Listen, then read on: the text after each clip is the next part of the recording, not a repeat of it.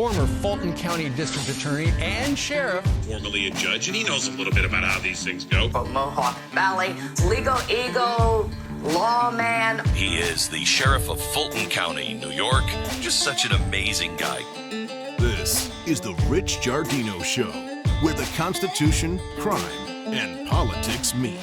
Welcome to the Rich Giardino Show. I'm Rich Giardino.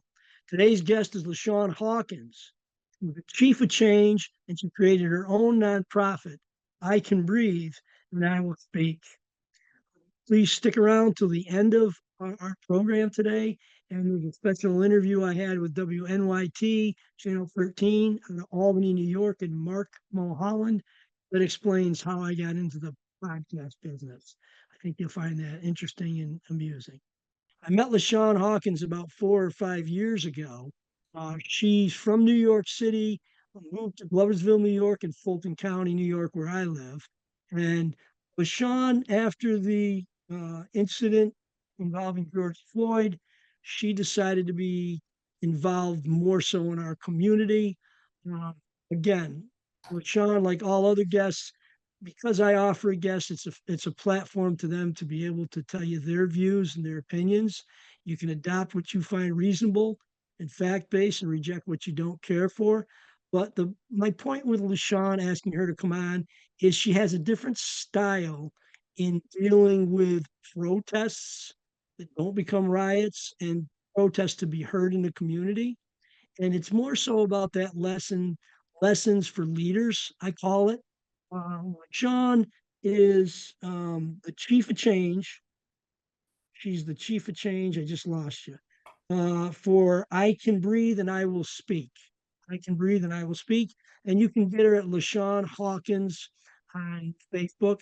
And then later on, we'll list some more things. But I want to welcome Lawshawn Hawkins as our guest today. And Lawshawn, thank you for finding the time to be on with me. I really appreciate it. Thank you for having me. Don't look so angry. You're making these myths that you look so angry, okay? So let's start in the beginning. How did you get involved? Well, first of all, why did you choose to not like be a local chapter of Black Lives Matter and to do I Can Breathe and become a chief of change? Like, how did that come about? Because why didn't you just say, I want to protest and be a Black Lives Matter person? Tell me the story.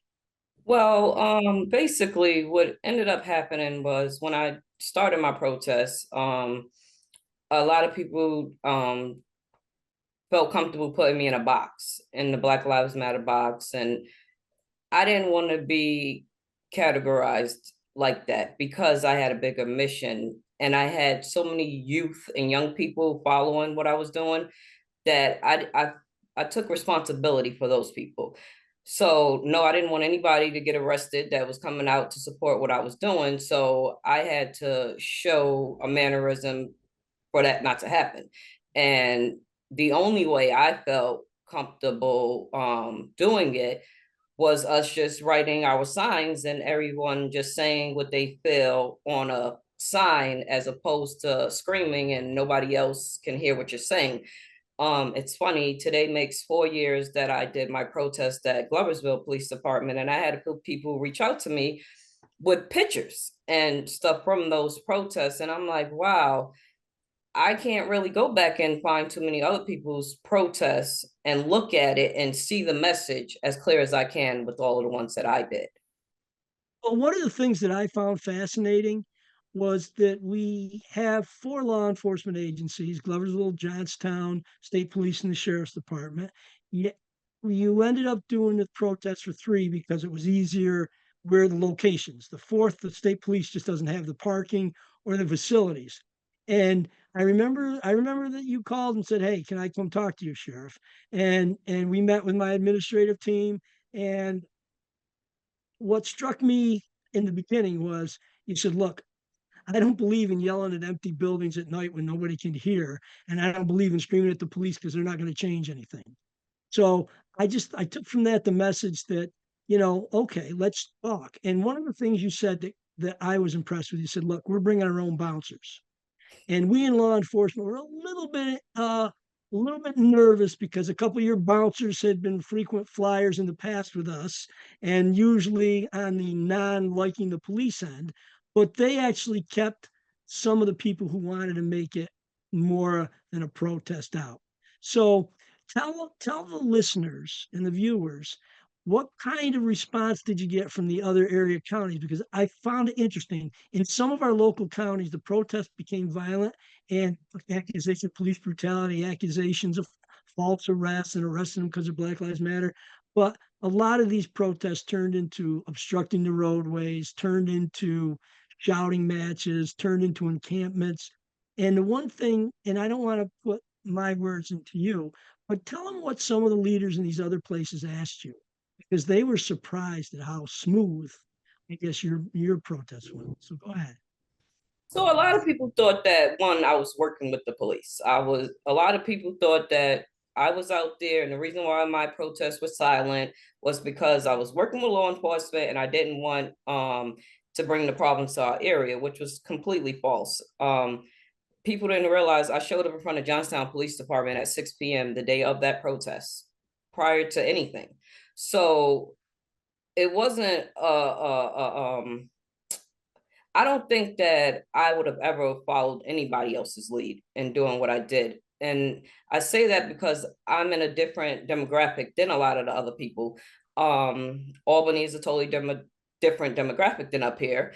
Schenectady, Saratoga, these are all different areas. I was more so personally concerned about our area and the people in our area. So when speaking to other different area leaders and that were doing protests, I was more so concerned about the people that they were leading. Like, you can't go home and go to sleep at night knowing that someone that you brought out in a positive light, which is what they were trying to say that they were doing, but yet people were in jail. People were getting shot with rubber bullets. It was a traumatic time for a lot of people in 2020. Whereas I sit with some people that been at my protests and they're like, no, it wasn't traumatic. That was beautiful. And this was great. And I'm like, but you speak to some other people and they're like, it was horrible. I was in a precinct for 5 hours, or I was running from the police. It's all these different horror stories, so to speak, where we didn't experience any of that.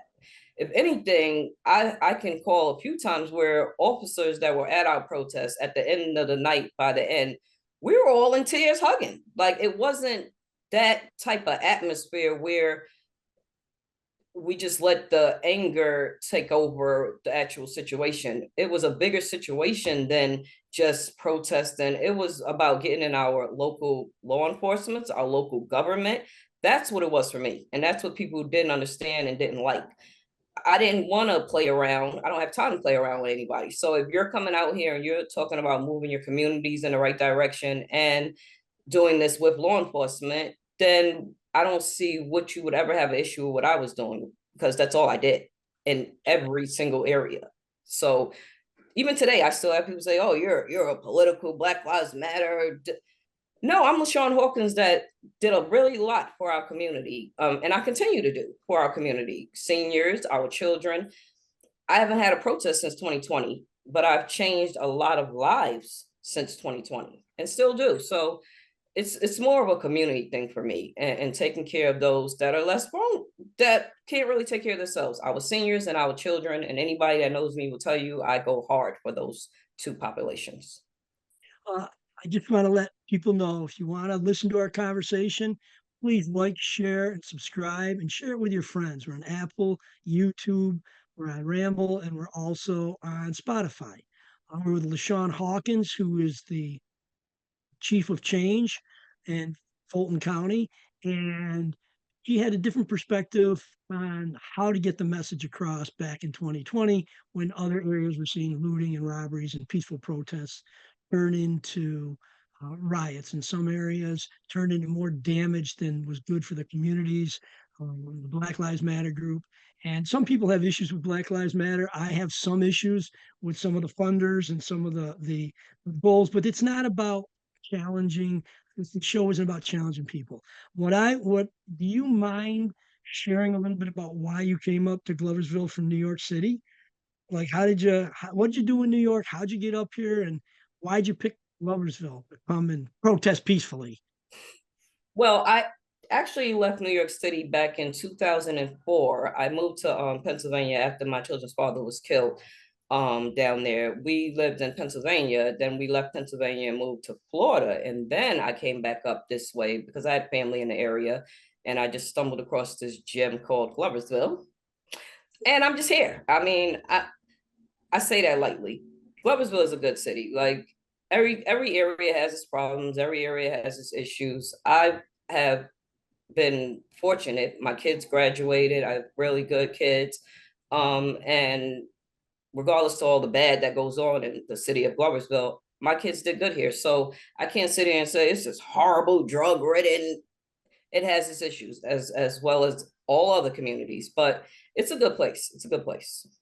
One of the things that former Chief Clay started, and he wasn't alone, but it was a group, and you were part of it, was a community outreach. And every community has outreaches, but it meant a lot, I think, in some of the neighborhoods that you were involved with community outreach. Not that Lawshawn's working with the police, but there's a face we'll open up the door for.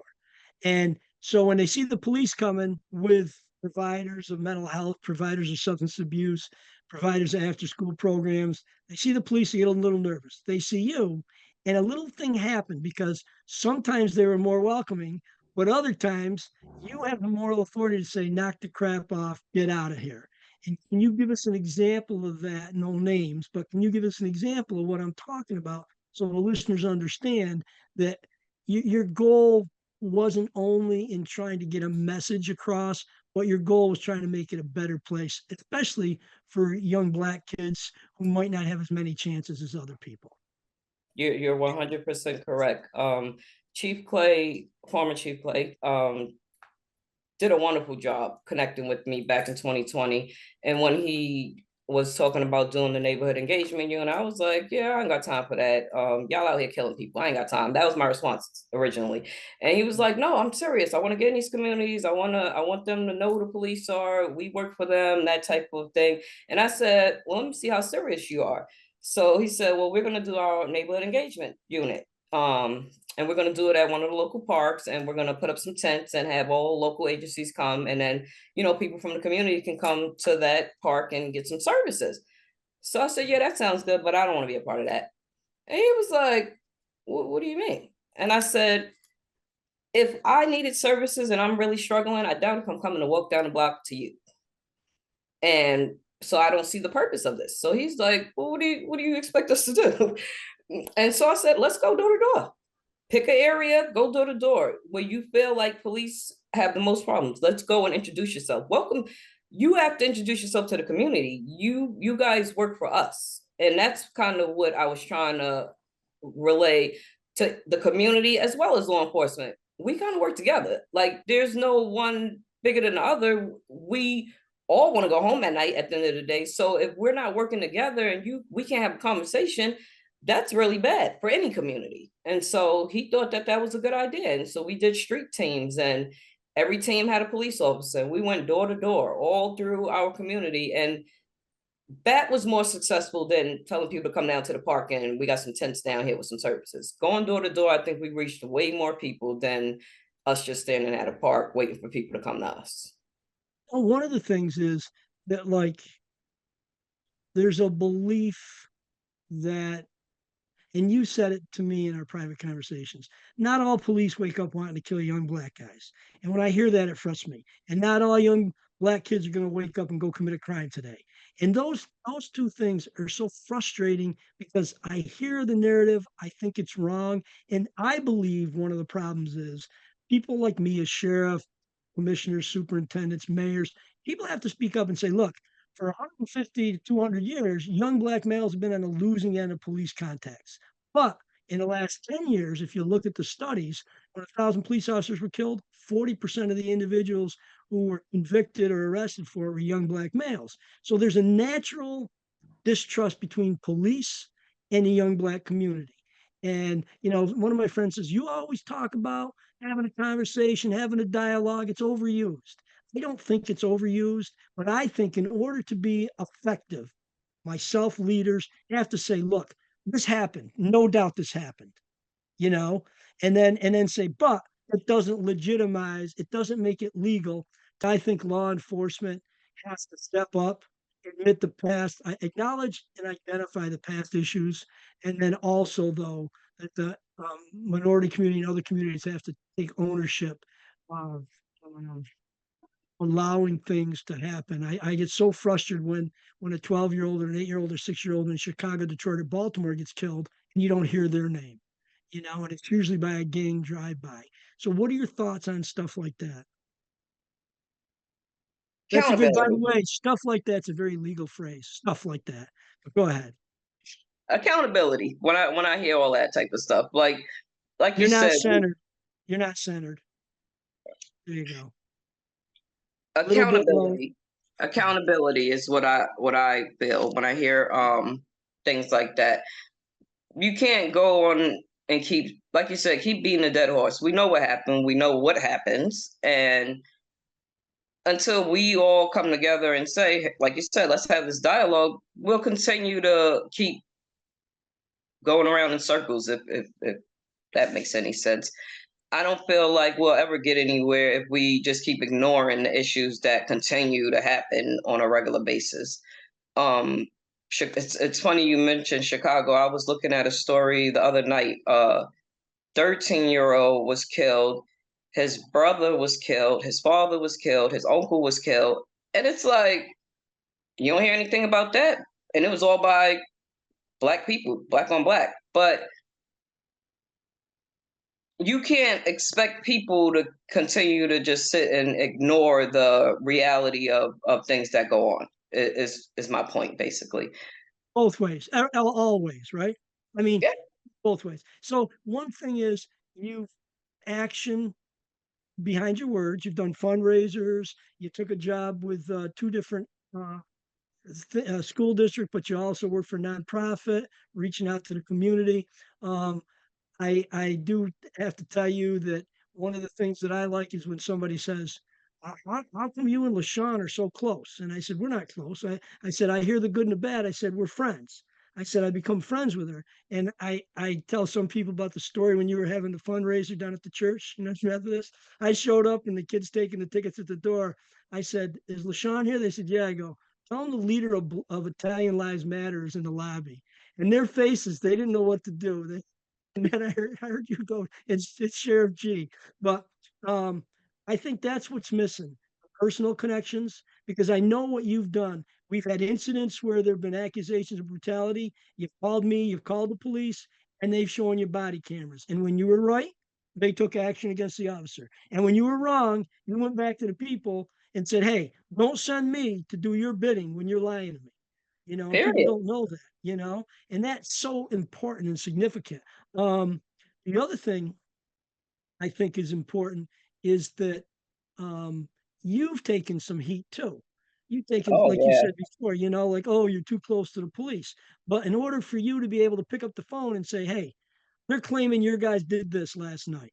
We're not going to talk to you if you didn't open these doors and have that relationship with law enforcement.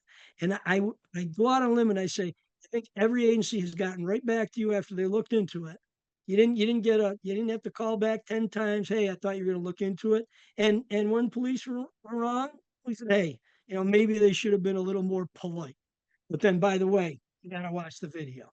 So I do appreciate what you do. What tips do you have for other community leaders who want to do something to be heard and make a difference, but don't want to get shut out? So we've kind of talked about those issues, but what would you say are the basic fundamental things? Where do they start? City Hall.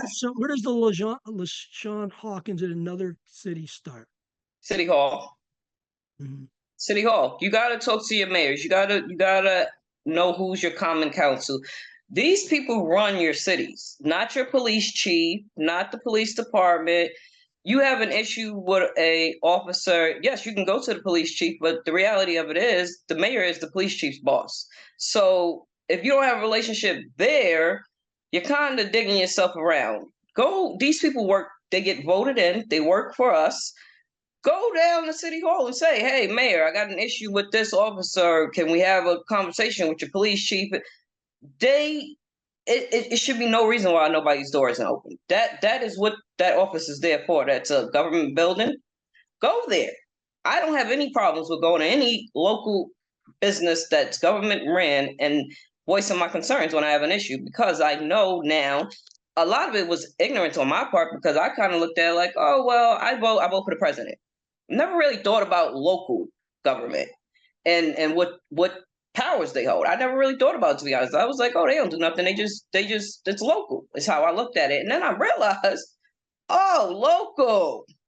That's it. I think I got to just do a commercial plug, because if I don't, I'll get in trouble. If you want to hear more conversations like the ones we're having with Lawshawn Hawkins, who is the chief of change in Fulton County, then please like, share, and subscribe on Apple, YouTube, Spotify, and Ramble to the Rich Giardino Show. I have two quick things to wrap up. One of them is I read a lot of polls. I was a political science major in college. And one of the things that I see happening, two things right now. Chicago NAACP is suing the city and the state because with all the illegal immigrants coming into Chicago, they're taking all this money, paying for schools, paying for clothes, paying for food, giving work programs to the immigrants. And the minority community, African American or Black community, whichever way people refer to it as in their community, are complaining that, wait a second, we've been begging for all this assistance for years and you forgot us. And do you, not getting too political, do you think that like the Democratic Party, because they overwhelmingly count on the minority vote, do you think they take African Americans or Black individuals for granted? Or do you think it's just okay? Period. You see, where I look at it is we for the first time this country had a first vice president female who happened to be Asian African American. I can probably count on one hand how many times I felt like her position in this country was valid. I looked at this whole, and I'm a Democrat, voted. And it's like a freaking joke when you sit and you look at the state of our country today, when you look at how things are going. I'm on the fence on political parties at this point. I don't see how the Democrats did us any good in these past 4 years. And people could say, oh, Lawshawn, you been it. I get all the time, oh, you're going to be a Republican. First of all, I'm an American. Regardless to what party I affiliate myself with, at the end of the day, anybody can come to me as an American citizen, and that's what you're going to get. I never look at somebody and say, oh, you're a Republican, I'm going to treat you different. I've never had any friends in Fulton County. So we got to get past all of that and realize who's serving our country and who isn't, is the bottom line. Is it fair to say that you'd even vote for Republican sheriff if you found one you liked? Or should I stay away from that? Should I stay away from that question? So listen, I got to tell one more quick story before we wrap up.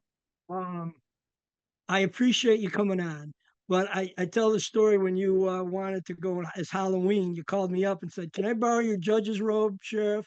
I said, yeah. You said, I'm going to scare the hell out of you. I said, what are you doing? I'm going as Ruth Bader Ginsburg, the first Black Ruth Bader Ginsburg on the court. That ought to scare the hell out of you, Sheriff. And I wasn't too scared. I thought it was funny.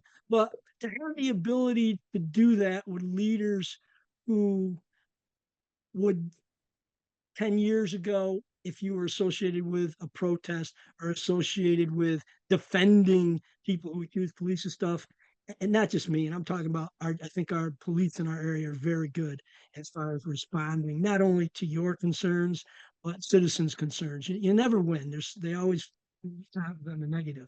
But again, I want to thank you. I think your story has a lot of merit because it's from your heart. You're doing it because you want to make it a better place. And I don't know. I believe that when I see these polls, I started to talk about it, I think before we lost you, is I don't care what community you're in. I think African Americans, Black Americans, and I use both phrases because a wise college professor, she told me, she says, African Americans like to be considered African Americans and Blacks like to be called Blacks. You got to be very careful because you might offend somebody. Well, how can you know if you don't, you got to say what you think and hope you don't offend anybody. But my point is this: I think the minority communities want good policing and more policing. They just don't want bad policing, and they don't want to be suspect from the minute they meet the cops. Years ago, when I taught at the community, I taught 30 years at the community college, and we had New York City kids in with farm boys, and I would I brought in a reporter from one of the papers a couple times, and we had these conversations with the kids. And in New York City, the young black guy said, if the cop pulls up, you put your hands on the fence, you put your hands on the car, you do what they tell you. And upstate, the kids were like, well, if we're having a party in the woods, the cops pull up and say, hey, pick up your beer bottles when you're done and, don't drink and drive, So there's a totally different dynamic depending on maybe what neighborhood you're in.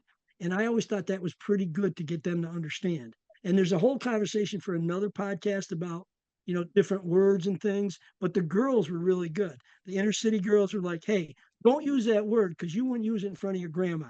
And when they got into all that, stuff, and it was eye-opening, or more so for the kids upstate who hadn't been exposed to a lot of people of different cultures and different colors, and that's a lot of it. That's a lot of it. There's not a lot of exposure in our area. I still walk around the only Black female person in my school district.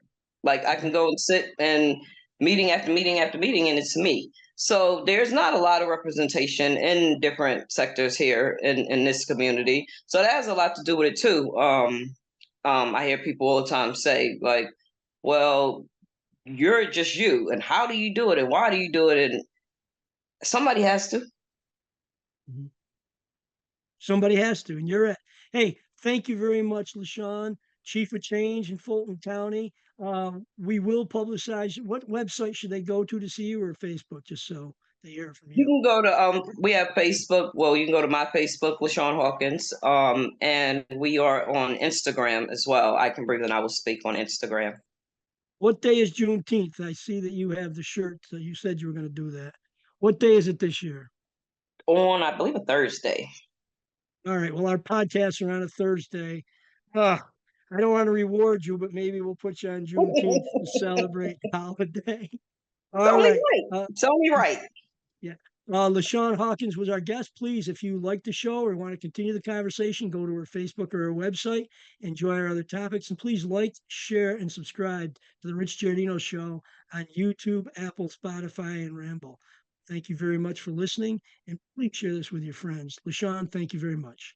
Thank you. I hope you found our conversation fascinating and interesting. It's nice to hear a different perspective on how to actually peacefully protest under the First Amendment without causing a riot and without destroying and damaging property, and actually having people listen to you because you're doing it in a peaceful and respectful way. I think Lawshawn Hawkins sets an example, and I'm proud to say she's a friend of mine. I'd like you to stick around now for the next few minutes and listen to my interview with Mark Mulholland from WNYT Albany. He asked me how I got involved in the podcast business and this show. You'll find it amusing, entertaining, and it'll give you an idea how we got where we are today. Again, thank you very much for listening to the Rich Giardino Show. Please like, share, and subscribe on Apple, X, Spotify, Ramble, and anywhere else you listen to excellent programs and my show. Thank you. He still wears the badge. And now there's this. This is the Rich Giardino Show, where the Constitution, crime, and politics meet. You're listening to the Rich Giardino Show. It's a podcast. It all started when he filled in as a guest host on WGY Radio. One of his guests asked him if he had any interest in podcasts. He says if you thought of a podcast and used a podcast, you could get your message out, use your background and your education and your teaching background, and make it educational. Thank you for being on, Joe. And this is the result. Oh, Rich, thank you so much for having me. The sheriff records them in his off hours on his own equipment. Each week, they'll focus on law enforcement and public safety. I don't want people to listen and say, well, Giardino believes this. I want them to listen to the guests I have on and adopt what they want to adopt from a guest if they think it's factual, rational, logical, and reject what they want. The Republican sheriff has a back the blue flag behind him as he chats with his guests. Are you going to represent both sides of the aisle, all sides of the aisle? I view myself as a moderate conservative, but I want this to be about common sense and solutions. And humor. Giardino takes shots at himself. I've been nominated by the Upstate Adirondack Region of Insomniacs as the best natural cure for insomnia. Even admitting he didn't even know how podcasts work. I didn't understand, so you can subscribe without paying. I never subscribed to anything because I'm cheap. So I didn't know that if you hit subscribe, there's no charge. You can listen to the Rich Giardino podcast wherever you get your podcasts. The sheriff says he hopes to bring attention to area cold cases as well. We wish him well in that endeavor. What else can he add to his Got a lot channel, of energy. That's what I said. What's next? He says he's going to try this for a while. I like when you can be brutally honest about yourself. Isn't that great? Love Great self-deprecating quality. humor. Thank you for listening to our program tonight. Please remember to like, share, and subscribe to the Rich Giardino Show on Apple, Spotify, YouTube, Ramble, or Rumble, whichever one you prefer to listen, and all other premium podcast platforms. Thanks again. I'm Rich Giardino. Have a good week. Like and subscribe to The Rich Giardino Show, part of the Elite Influencer Network, wherever you get your podcasts. And we'll see you next time on The Rich Giardino Show, where the Constitution, crime, and politics meet.